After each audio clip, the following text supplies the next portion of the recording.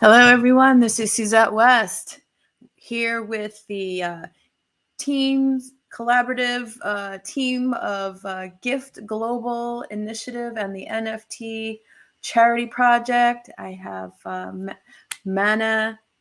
Please help me with I don't want to masquerade your last name, sweetie. Give me your last name. You can just call me Mana. It's Dabolkar. Dabulka. There you go. Cool. Mana. And then we've got Keith Kirkwood and then Sam Kamani. We've got some amazing people here, and they are going to be sharing what they are doing in collaboration to make a difference in the lives of families. So who would like to go first in terms of introducing yourselves and your initiatives? And yeah, just feel free. I think Keith should go first.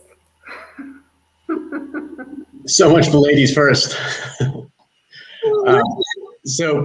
I'm Keith Kirkwood, chairman of Gift Global Initiative, and today will be exciting because it's kind of a big announcement too on an expansion of some of the programs that we do now. Like you mentioned, Sports for Solar, and now incorporating the kind of the future, right? Whether it's the future of fun or the future of investment with NFT and the whole genre of it. And Sam is going to have some fun explaining his powerful knowledge of the industry and how we can combine the social impact aspect with the NFT aspect. So it should be fun today.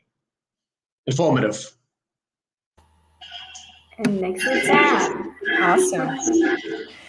So I want to start off by, okay, so let's start off with the Sports for Solar initiative. How was that born, and what exactly, tell us about the vision for Sports for Solar itself. So I'll take that one. So I am Mana Dabolkar. I'm the CEO of Give Global Initiative. We are a diplomacy nonprofit organization based here in the US, and we have we have our operations in about 17 countries. The gift came about because Keith comes from government side and I come from nonprofits. I've run nonprofits all my life. And when you run so many different nonprofits, you get to a point where you know what not to do. So we wanted to create something which is more empowering, which is more prevention based than showing kids who are starving or being exploited. We wanted to make sure that that aspect is always present when you do this kind of work. But there are a lot more kids out there who are not exploited or who are in situations where they can easily fall, a victim to exploitation. But we can do so much more by focusing our resources on prevention. So we were in South Africa 2 years ago for an event. Keith was speaking at the event. And anytime we go to a different country, we always make time to go into areas where we could listen to people and see what they need. So we ended up going to this community which has 4,000 homes. It is built right next to the Nelson Mandela Museum in Johannesburg. And they have spent a lot of money on the museum, but this community with 4,000 homes, they call it informal settlement because they don't have light, they don't have a postal address. So if you have to mail something to them, there's no address. The kids live without water, without light, electricity. And we were walking through this community, and you see that a lot of tourists will go in there to see how these families live. They take pictures, selfies, and never come back. So Keith and I were in there speaking with the people who live there and decided that there's some easy things that we can do, which can fix and which can help these people have a better life. And one of those was renewable energy, which was solar lights, portable solar lights. Again, Gift does not believe in just giving things away. So we wanted to make it more fun, more uplifting, where the kids can play and actually earn a solar light and go home and tell their families that, look what I got for you. Mom, look what I got for you. So Sports for Solar came about from that. It came about as a solution, an easy, simple solution to people who don't have light, don't have access to electricity. And then the sports aspect, everyone connects with sports, you know, so we had to add something which is more uplifting, positive, and that was his idea, that was Keith's idea, to add sports to it. Beautiful, beautiful. So how did you first meet? How did you and Keith first meet, Mana? It's so we met doing the work that we are doing. Keith and I were Facebook friends for a while, and he was on the city council here in LA, and I was with the American Red Cross, so I was still doing the work. And he posted a child who has brain cancer, who had brain cancer on Facebook. He was trying to help this baby who lived in Mexico in the slums. And I had connections with the American Cancer Society, so I said, "Oh, you know, maybe I can help the child and the family." So, but you know, I wanted to go down to Mexico, meet with the baby before we can bring help. So that's how we ended up going to that community. And what we saw was it wasn't just one baby; it was 1,000 homes with similar issues. And so that's how we started working. It's been about 5 years now. Yeah. That is amazing. You know what really amazes me? It's when there's a mission that needs to be born. It's like synchronicity just knows how to bring the right people together at just the right time, and it's just that, divine right timing. So how did you guys meet Sam, and how did that develop? I don't want to take the whole 30 minutes and keep talking, and while I can talk all day long about this. So Sam, I'll let you take that one.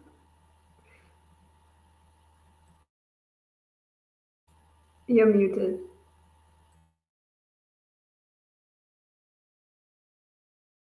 Command D. Yep, lovely.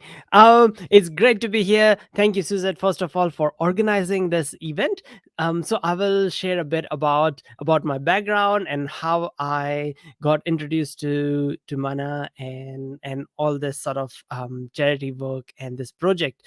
So I've been in the tech world for the last 15 years. I live in New Zealand, but I've worked mostly in New Zealand, a little bit in US and California, and I've been following a lot of what Gift Global Initiative has been doing on internet for the last 3 years, and I was quite inspired. So for the last 2 years, I've always run a podcast and provided people a voice, people a platform who are doing something worthwhile, and Mana was doing something really good, and along with Keith. So I thought, okay, look, I need to go and interview Mana, so to inspire more people.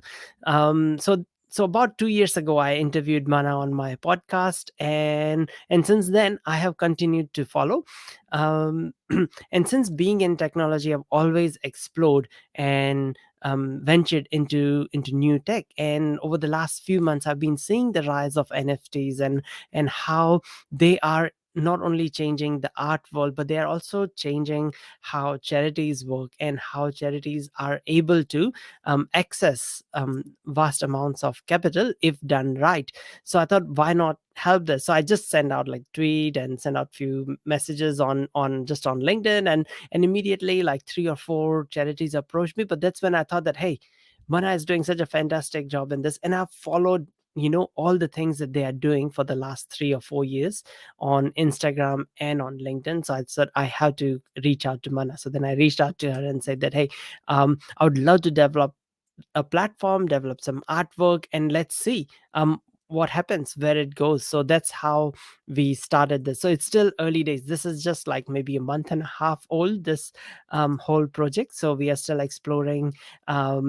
Also, on top of this, since Mana and Keith are based in LA, they have some amazing connections with celebrities, and that's something I'll let Keith take over. So we have some really interesting ideas and some sort of things lined up in the pipeline that we will be working towards in the next month or so. So yeah. That sounds really exciting. Keith, did you want to add anything to that? I know he mentioned you were gonna say something here.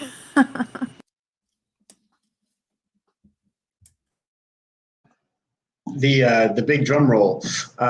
Yeah, I think we'll probably do another one of these when we have the names of some of the celebrity people that we're going to come on with this. But Sam mentioned a good point. A lot of these things, you can have great work, great talent, great art, but you're competing with a lot, right? A lot of people are kind of going in the same. It's like a lot of sheep trying to go into the fence, right? A little herd all together.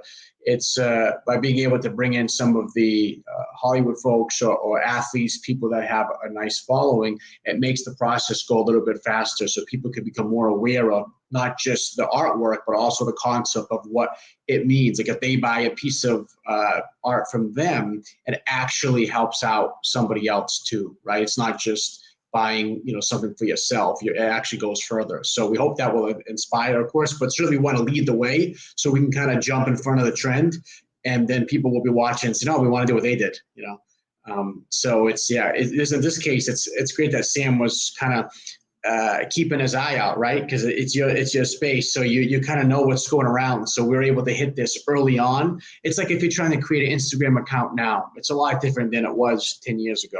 Right? There's a lot more influencers. But 10 years ago, if you were the first person that had 5,000 followers, you could get brands to say, yeah, I'll give you some t-shirts, promote this, or here's some money, promote it. But now it's almost if you got to have 150,000, 500,000, million before you really can make a few bucks, right? This is the early stage of this. So we think we can be, and we wish we would have been, back in LinkedIn first started and understand the influencer space, so it'll be very exciting. And we have some fun artwork too coming. So we'll share that with you again. I can't wait. Now I'm just learning Can about. Oh yeah, go ahead, Mana. Can I add something to what he was saying real quickly? It's also, so we get approached by other nonprofits or other corporations or other partnerships. What we are always looking at is creative ways of adding value to people who invest in gift. And that's been really big for me and Keith both. It's not just taking from someone. Charity is not about that. And we are trying to really educate people who want to get into this field, who want to open their own charities, but also other corporations and individuals who are thinking about doing good. That doing good does not mean just giving things away. It means how can you build your brand, how can you create ROI for yourself. So we are always looking at projects that, if someone buys a piece of art, they can benefit from it. Today you're buying it for 5,000, tomorrow it may be $5 million, who knows, right? And that's what attracted both of us to this project. It's like, oh my God, this is amazing. People are not just buying a piece of art. It's an investment which will grow, which can grow. Look at the market, and it will benefit someone else, like Keith said.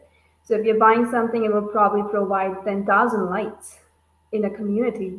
Meanwhile, you can very well become a millionaire doing that. So that's what attracted us towards NFTs. So yeah, really looking forward to this. Yeah, I think when I first heard about this, when we were coordinating the event and everything, I was like, wow, this is an amazing concept that, whereas before fundraising was always about, hitting people up for money, and then, but the fact that, you're talking about, NFT art and the potential to increase in value, oh my gosh, that's huge. And also, as your organizations become more impactful, I would assume that would also impact the value of the artwork that past donors have purchased. And maybe they were one of the first donors that donated and then received a piece of artwork, and then as your organization grows in the future, that piece of art just becomes more valuable.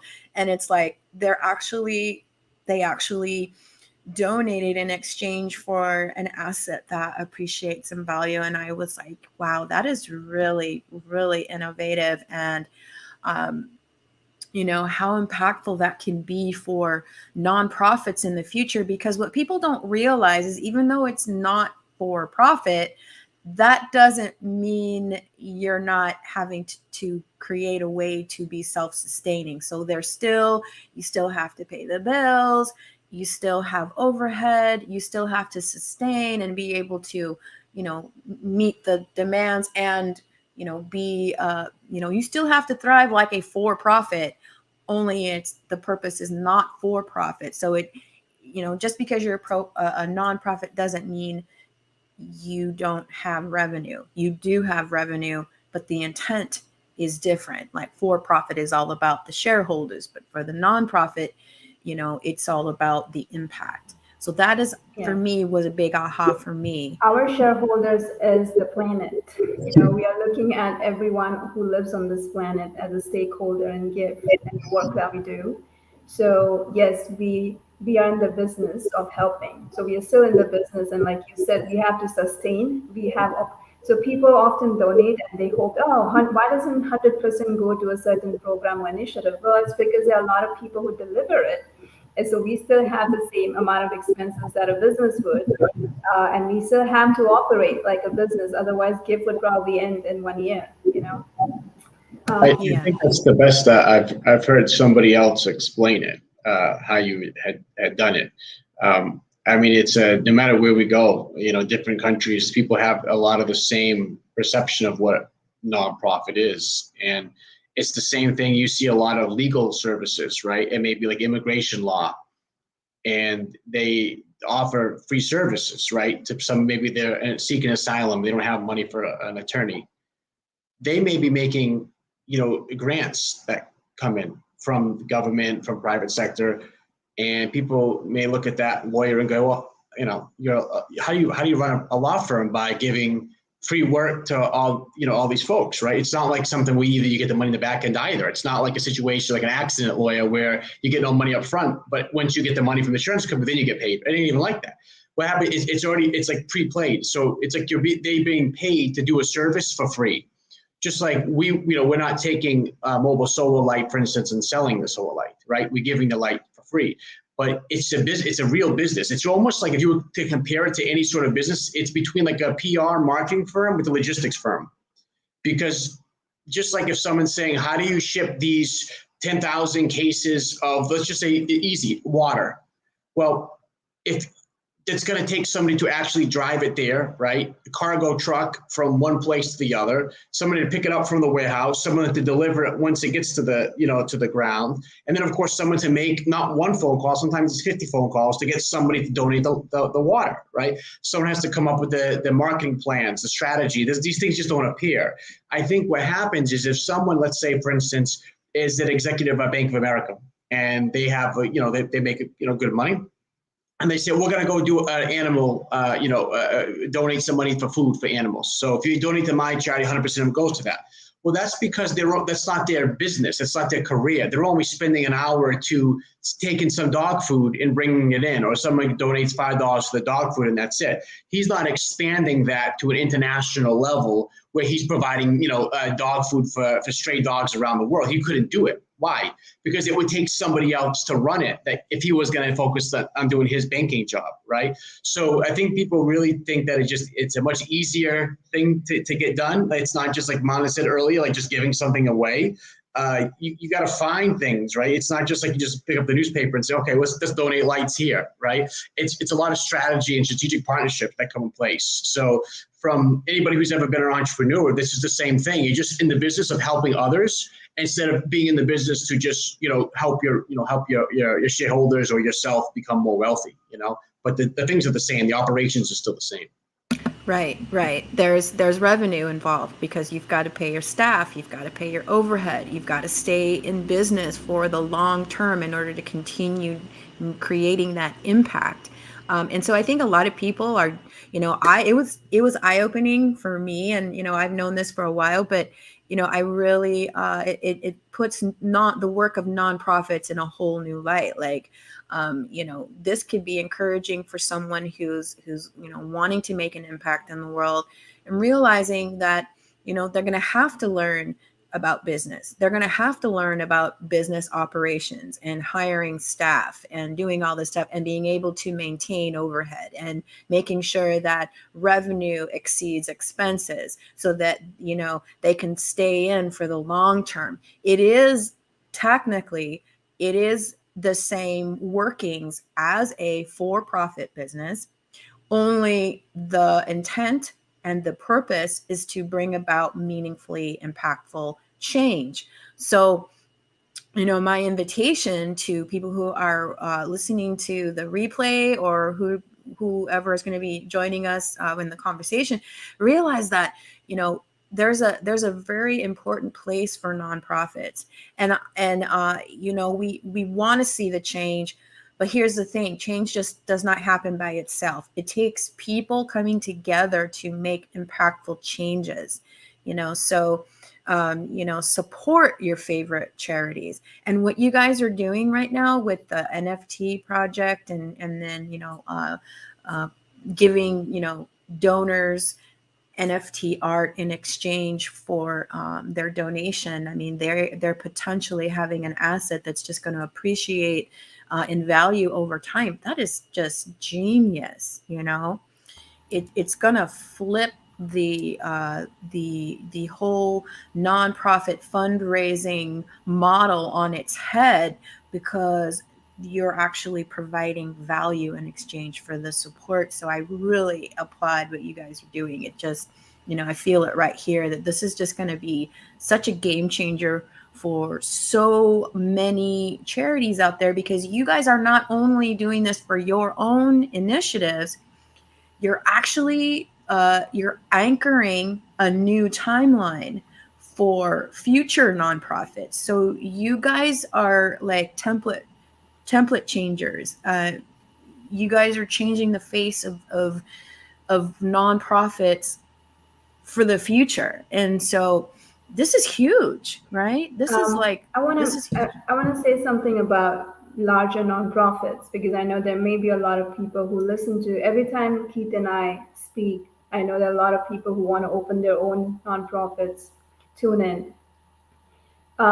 If you take the example of American Red Cross, I was at the Red Cross for many years. I was the COO for 6 years. American Red Cross has fundraising where they go out and ask for donations, but then they have two other revenue streams. They have something called health and safety, where they provide first aid services and classes, nursing. They make money from it like a business would. And they also have the blood, where you donate blood, and then it's actually a business revenue stream of Red Cross.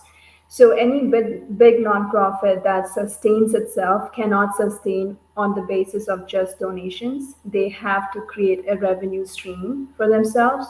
And I think NFT is the future of how you would do that. Beautiful. Beautiful. I love Yeah. that. Yeah, absolutely. And just apart from NFTs, if you look at the last 200 years, the best performing asset has been art. So if you got any art from 150 years ago, or anything, it would be worth a lot of money right now. It has always been one of the best performing art. But the thing is that the access to that art was limited to so few people. It's like you couldn't buy a worthwhile piece of art for $200 or $80 back in the days. But now with NFT, that changes it. It completely democratizes it. So there are people in 2017 who bought um, NFT art for like CryptoPunks for 60, 70, $80. Those pieces are now worth $2 million, or 6 million or 8 million. So it's just opened this whole space up for anyone to participate. You could be a kid somewhere, in Queens, New York, and you invest in your first art piece, and you keep it for years to come, and it becomes a part of your persona.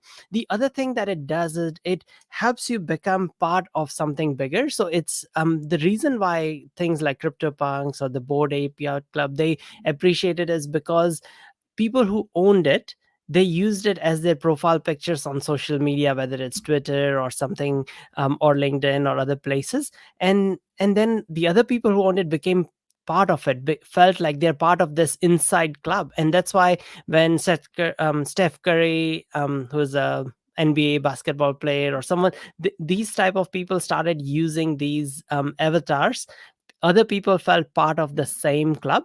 And then the third thing is that it gave access.